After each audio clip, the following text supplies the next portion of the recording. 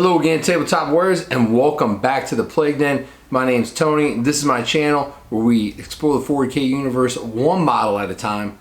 If you're new to this channel, welcome. Please consider subscribing for more videos just like this. I don't know if you guys knew this or not, but there is one model in the Death Guard army that they brought over from when they were Space Marines that the other Trader Legions didn't. We're talking about the Apothecary, and we'll be right back. Getting right at it, I'm sure you figured out already, today's model is the Plague Surgeon. Now I'm going to give you 5 tactics and tips on how to use this guy in your death army. What's good, what's bad, we're going to talk about it in this video, and we're starting with number 1. So number 1 is going to be the points in his position in the army. He is an elite choice. There is a lot of elite choices in the Death Guard Codex. You got the Blightbringer and the Tallyman and the Hellbrute and the Beast of Nurgle and the Terminators and the Plague Surgeon. So it's very tight in there. So you may want to consider a Vanguard detachment if you're going to take 1 or 2 of these, because in my opinion they're good, but there is some better choices in the elite field and it fills up quickly. So one thing to consider is that Vanguard detachment if this is a guy that you want to play. But he is 60 points, which is pretty reasonable for a character, and he does have some pretty good stats. So number 2 is going to be his stat line. He has the same stat line as most Plague Marines, with the exception of he has 4 wounds. He has the exact same stat line as the other elite character choices. Again, he's pretty good with the 4 wounds. He does have the Disgusting and Resilient. He does have Death to the False Emperor. So that makes him okay in the stat line when he's in comparison to the other elite characters. It's pretty much the same.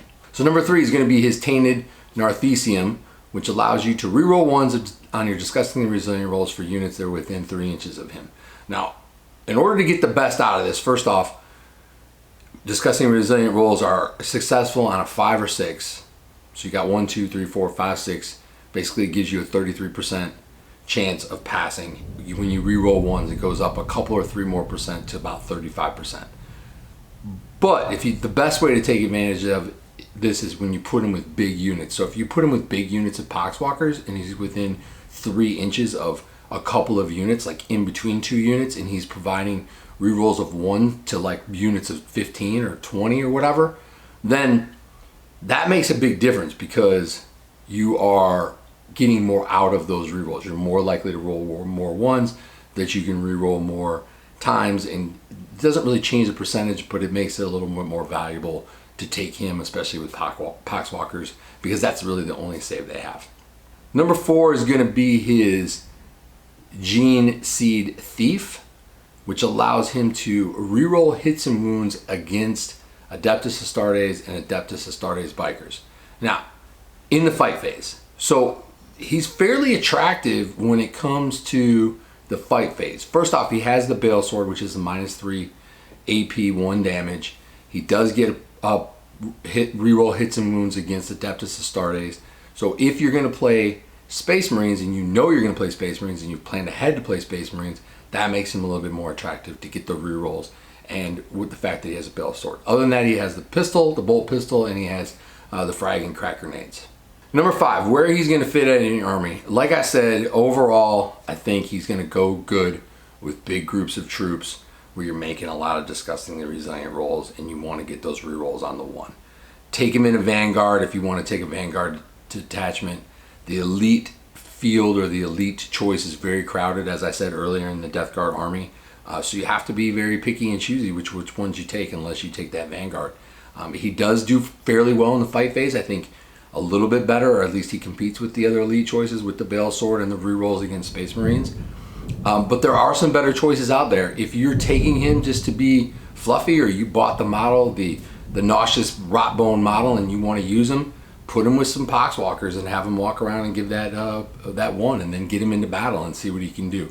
Again, not the best elite choice when it comes to like super tactical, I want to win all the tournaments army, but he's fluffy. I mean, he's one of the only apothecaries that you can play in the Chaos universe. I mean, the idea that the fluff comes from the fact that Death Guard were the only ones that hung on to their apothecaries and they turned them into Plague Surgeons, and they run around and give Disgustingly Resilient rolls and steal people's gene seed is pretty cool.